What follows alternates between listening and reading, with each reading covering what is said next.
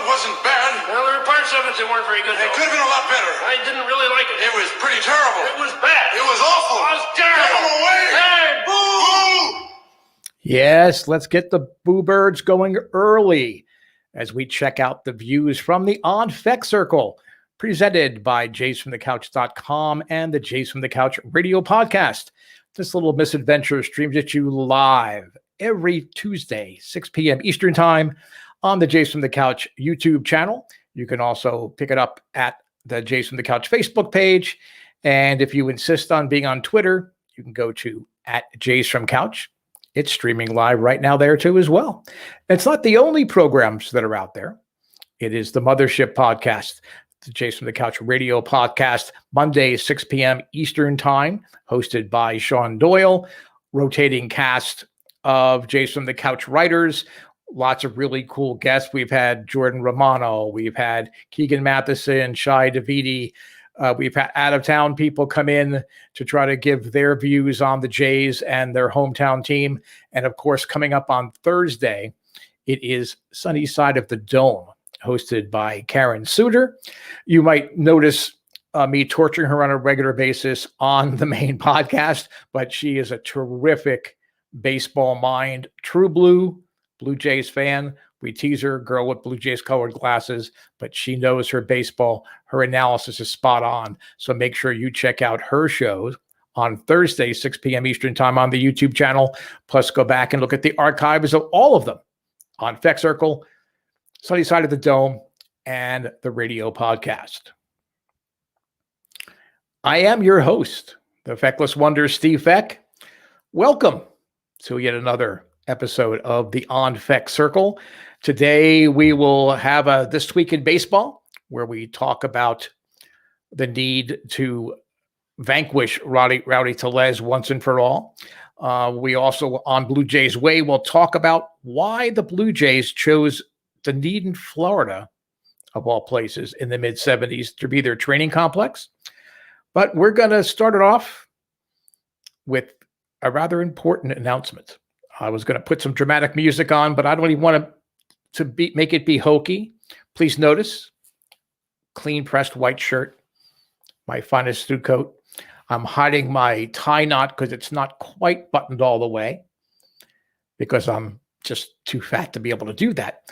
But tonight, the 27th day of the month of April, in the year of our Lord Escurial 2021, Steve Fek, the On Fek Circle, and USFJs formally declare open warfare on the Ross Atkins regime. It's time. I've tried negotiations. I've tried gentle urging. I've tried scolding. Ross is just not listening. It's time to declare war. Hopefully you went to JFtC.com, and you should do that every day. But today you should have gone there because I had an article up there and it was basically talking about how the Toronto Blue Jays need to be birds of prey, not birds that prey. This is a unique time in Blue Jays history. Financial flexibility, financial wherewithal, an environment with their main competitors are struggling mightily. The first place Boston Red Sox, a lot of people think they're going to fall back to earth. I don't think it's going to be a rapid descent, but they are certainly vulnerable. In the article, I compared it really to a heavyweight fights. The Blue Jays are a contender. They can, by going out and striking early and making the big deals, they can indeed become the number one contender. Because the defending champ, the AL East defending champ, Tampa Bay Rays, they don't have the punching power they had last year. Okay. They're not going to be able to come in and sweep the Blue Jays in a playoff series if they meet again in the first round. Their bats are inconsistent. I don't think they have the consistency that they need to score the runs that they will need because their pitching staff is not what it was last year. So when you know that they don't have the punching power, you step up, you go toe-to-toe, and you slug it out with the champ And you know that if you have the right weapons and you've done the right training and you brought the right tools in, you can knock the champ out. And the Yankees, the last place New York Yankees. Oh, big, tough, mighty. We're going to just slug the ball everywhere. And doesn't matter if we can catch the ball or run bases. And doesn't matter if our pitching staff is one, hard slider away from an injury list thing. We're the Yankees. We're big, bad Yankees. We have all this money. But the problem is they're vulnerable. They've been cut. They're the last place Yankees right now. It's a bad cut, and they're bleeding. So the Blue Jays, by going out, making deals now, not waiting to the trade deadline, not fixating on this magical, and I don't even know where this number came from other than it's the quarter pole of 40 games or 50 games before you really decide what you have and what you don't have, okay? The Blue Jays need to act now. They need to hit, and they need to keep trying to open up that wound and basically cause the Yankees to just say no mas, no more. Okay, we're defeated. We're injured. You wounded us big time. We can't fight. We can't fight and defend ourselves anymore. Get them out of the way. The Red Sox, they have a secret weapon coming in probably June, maybe a little bit earlier, maybe a little bit closer to 4th of July. But they've got Chris Sale coming back. That's like going out and acquiring a big-time talent, a big-time pitcher. Even if he is working back from Tommy John, I would rather have Chris Sale go out there than TJ Zoink or whatever piggyback pitcher that Ross Atkins wants to try to throw out there and tell us they're ready to compete with the big boys in the rotation. Okay, so you're basically going to just outlast them. The Red Sox haven't been in a contending situation the last couple of years. Okay, they're even though they're on top, they're vulnerable as well. So my suggestion is to go out, make the big deal. You're going to see one of the main targets tonight as the Jays open up against the Washington Nationals, Max Scherzer. I know he's 37 years old. I know he's on an expiring contract. Do I care if they re-sign him in 2022? Do I care if Mark Scherzer buys an island somewhere and retires after this season? I do not care if it means the Blue Jays go deep into a playoff run, which I think they're not ready to do right now as the roster is put together, and maybe even get them to the World Series. Okay, I'll pay the price. Patrick Corbin, you won't see him in this series. It's only a 2-game series, but he's another guy struggling a little bit. He has 2 years of control, a relatively team-friendly contract. I mean, it's not my $15 million, so I guess it's easy for me to say it's a team-friendly contract, but you can go out and get him. The Giants, the surprising San Francisco Giants, have 5 guys that are going to be free agents and that are pitching out of their minds right now. Go out and get one of them. You know that Zahidi in San Francisco loves his prospects. He loves them some prospects. Not as obsessively as Ross Atkins does, but he loves them some prospects. Go out and make that strike for one of those veteran pitchers. And come to think of it, when you're in the Bay Area, there's a third baseman. Matt Chapman is there. There's even Evan Longoria that is there that you could go after. You have the prospect capital. You have the payroll room. You need to go do it. We need to be birds of prey, not sit back and wait and have all these much more experienced and much more clever general managers, Dombrowski, Billy Beane. I could go on right on down the list. Brian Cashman is a division. The Tampa Bay Rays have just reinvented the way of acquiring players. If I'm an MLB team and I hear the Rays on the other line, I'm hanging up because they know something that I don't know about a player. Randy Arozarena, for example. Austin Meadows, Tyler Glasnow, who I literally could not watch. We're streaming live from Pittsburgh. I literally could not watch him pitch. He was so bad as a Pirate. Now he's supposed to be one of the better pitchers in the American League. So you think Ross Atkins is going to be able to think on his feet and outdo it? I say he's proven this offseason he cannot. And people are going to say, oh, but the deadline, they got Taijuan Walker and Robbie Ray. Yes, he did. He also DFA'd Daniel Vogelback, who he claimed on waivers, which I thought was a great move because Rowdy Tellez was basically doing nothing. And as soon as they let him go 3 days later, oh, yeah, we changed our mind. Okay. It was the first of the Joel Piamps kind of moves was when they DFA'd Daniel Vogelback. He hit 328 over 67 plate appearances, 4 homers, 12 RBIs. I want to say he had an OPS over 900. I want to say it's 987, slugging 569. That would have looked pretty good. But nope, Ross knows better. Ross loves him, his prospects, his young guys. So he's not going to do that. So by openly declaring war, and I'm probably going to be the only person that's going to be so vocal about it. The nice thing is I have so much material. The next 5 years of shows would be a breeze, really, by making this open warfare declaration of Ross Atkins. But I'm trying to make a point to Blue Jay fans. Ross could give a rat's patootie about what I'm saying. Somehow I doubt he's listening. Mainly because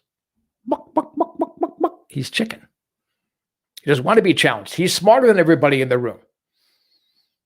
So he's not going to listen to a dope like me. I mean, I admit I'm a dope, but at least, I'm passionate and I actually try to do things and come up with ways to get the Blue Jays over the hump. This is a situation that's not going to happen for another 7 to 10 years. Certainly not over the course of Atkins' 5-year extension. Will the Blue Jays be in this kind of position of advantage where they can go exploit it and win themselves a championship, if not a World Series championship, a league championship. So I'm taking it upon myself to embarrass myself, which I do really every week, but really embarrass myself by coming out and saying, I declare war on the Ross Atkins regime. I don't want to say it's an illegitimate regime. Okay. We came over with Mark Shapiro. He and Mark are buddies. But it's more like a father-son thing with Shapiro and Atkins. And then it's kind of like the dad that wants to show his son, I believe in you. I have faith in you. So he goes, I want you to paint the house this summer on your vacation. Unfortunately, he goes out, he buys indoor paint and not outdoor paint. He's not real careful with the trim. Eventually, the chips start to show. The paint starts to peel. We are facing a peeling house as Blue Jay fans for the next 5 years. Now, Ross, in fairness, if this gets passed along to you, I will put this challenge, this wager out there on the table. As many people have already heard me say, and I'll repeat here because I love saying it, you're a rodeo clown. You know how rodeo clowns, the guys get bucked off the thing and there's an injury, but the rodeo clown comes out and dances. Look, no, don't look over here. Don't look here. Here, Bo. Here, look. No, it's okay. Look. We got Jeremy Beasley. We got Christian Colon. Ooh. We signed Marcus Simeon. Nobody else was going to give him $18 million, but look, we did it. Ooh. If you do not make the trade before the trade deadline, and I'll even throw down the gauntlet, if you don't make the major moves you need to fill your hole at third base and fill your hole as a starting pitcher, you need to come on the On Fek Circle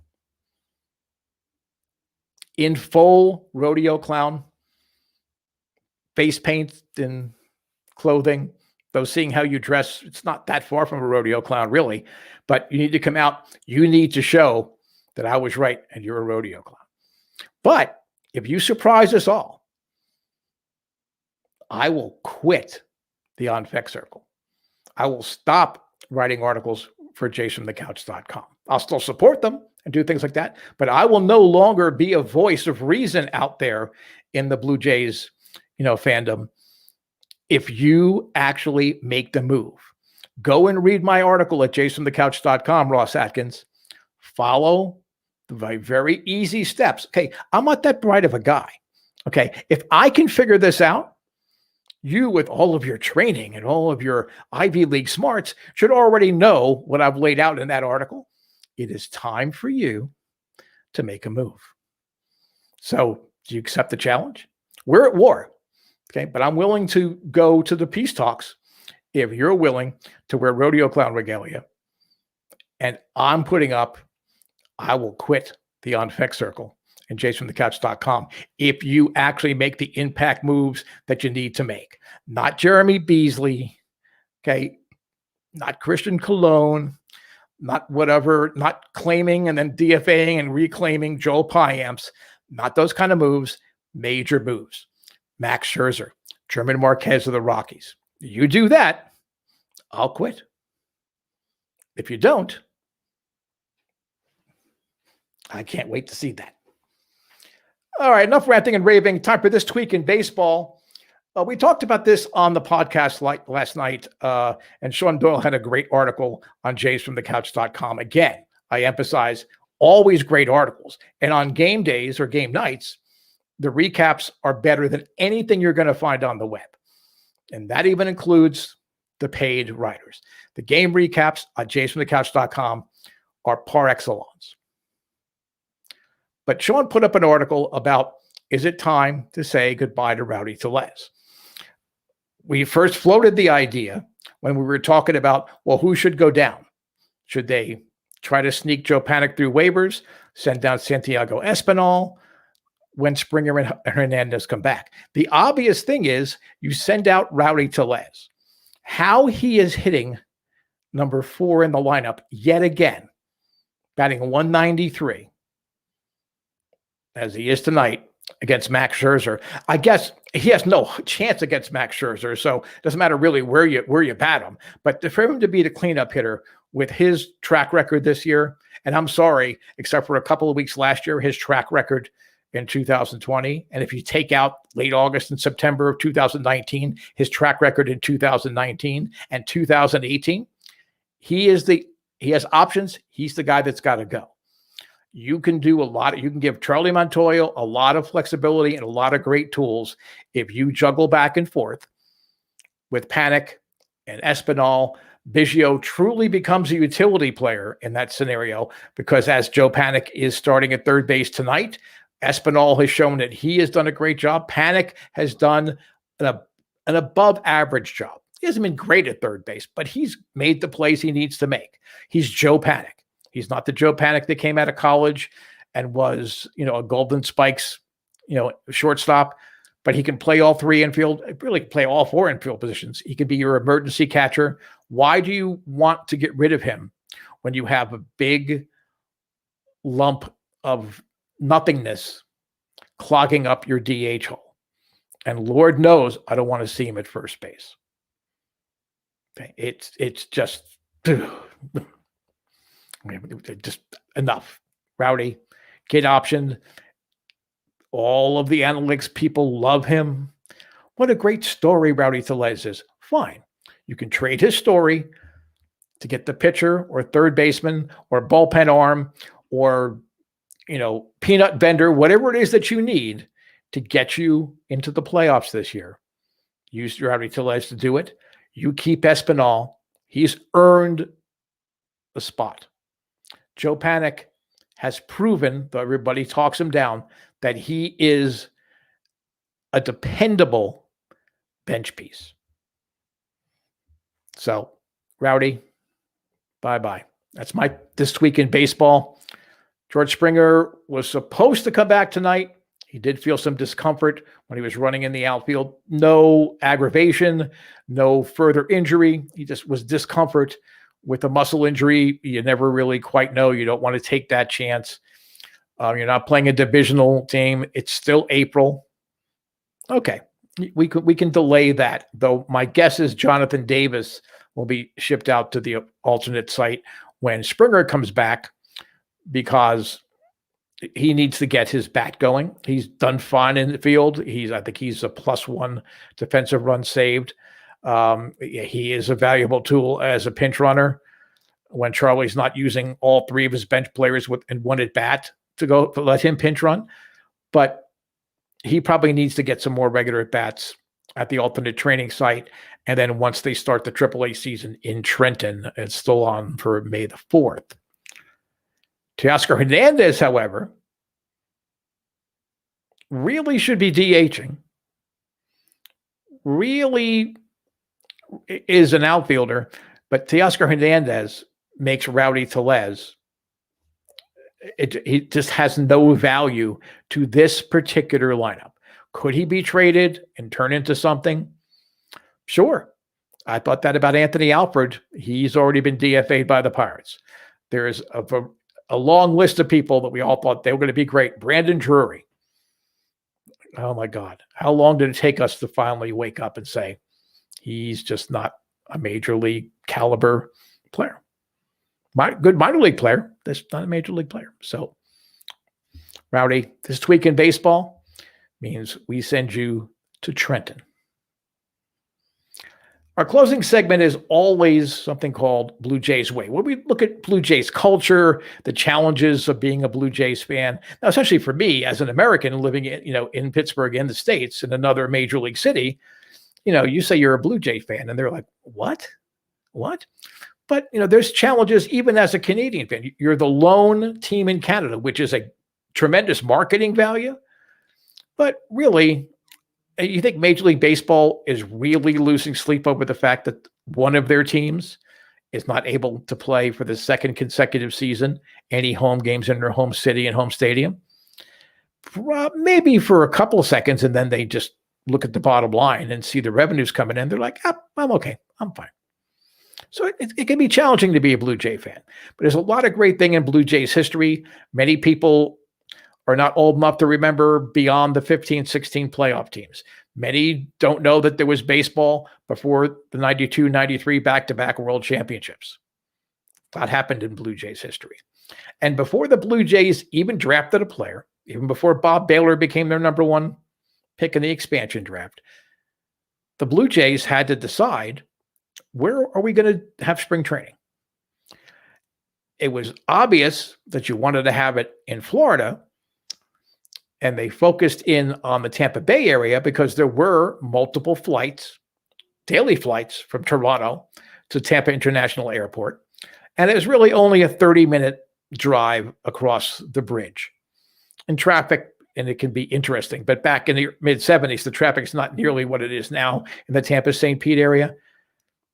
It was a doable situation for fans to fly down for a weekend or fly down for spring training for a week, or what. It was a doable situation. Problem is that we're not a whole lot of major league caliber ballparks that Blue Jays president and really the first employee of the Blue Jays, Paul Beeston, could turn to and say, this is going to be our spring training home. He had in the back of his mind, he wanted to be in the Tampa region because you had the Cincinnati Reds in Tampa. You had the Philadelphia Phillies, as they are now, in Clearwater.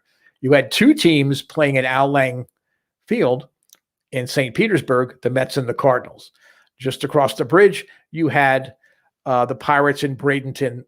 And I want to say the White Sox were in Sarasota in the mid-'70s. I could very well be wrong on that. Sarasota might have been open.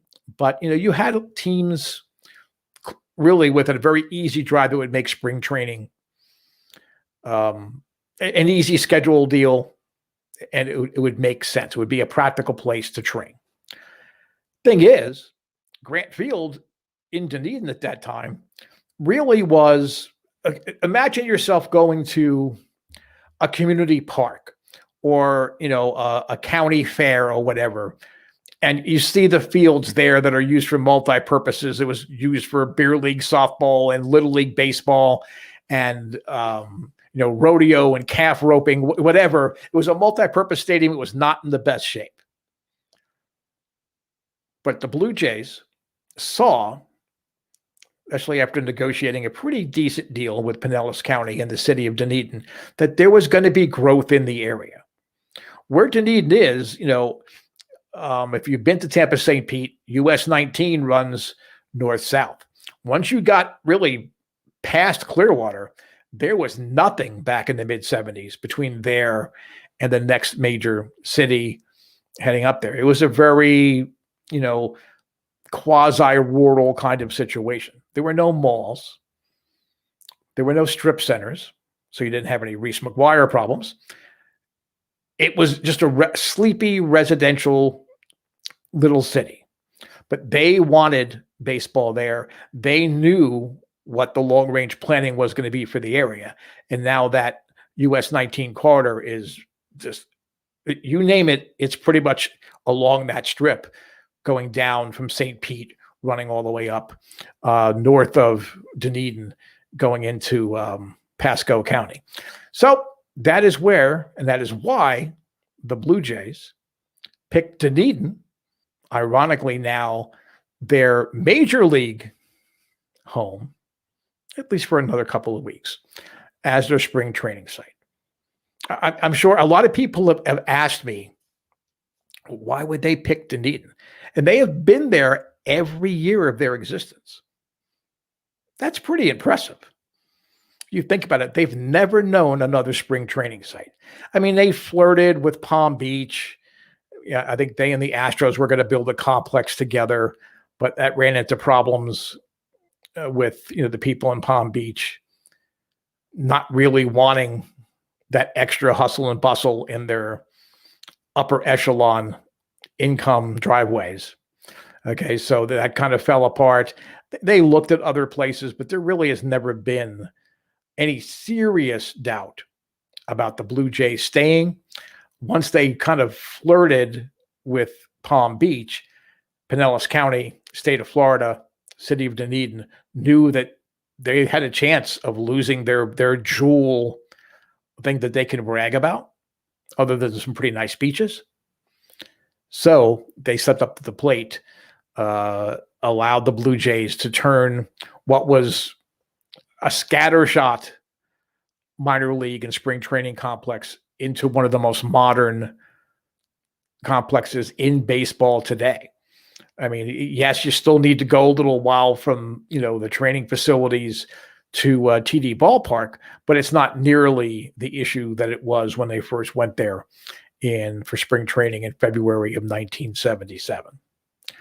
Well, I thank you for tuning in to another edition of the On Fek Circle. We're here every Tuesday, 6 p.m. Eastern Time. The live stream is on the YouTube channel. It is on Facebook. It is on Twitter. You can always go back and check the archives. I encourage you to do that. Check the archives of all of the shows, not only of my show, the On Fek Circle, but the Jays from the Couch radio podcast. It'll take you a while because there's almost 260 episodes of that now. So, Sean Doyle knows what he's doing and has a great product there. Karen Sutar has a very dedicated group of followers on YouTube and Facebook and Twitter for her show, Sunny Side of the Dome, on Thursdays, 6 p.m. Eastern Time. The main podcast is Monday, 6 p.m. Eastern Time. You can follow me at US of Jays. Ross Atkins, please write that down because I will be tracking you down to wear that rodeo clown outfit.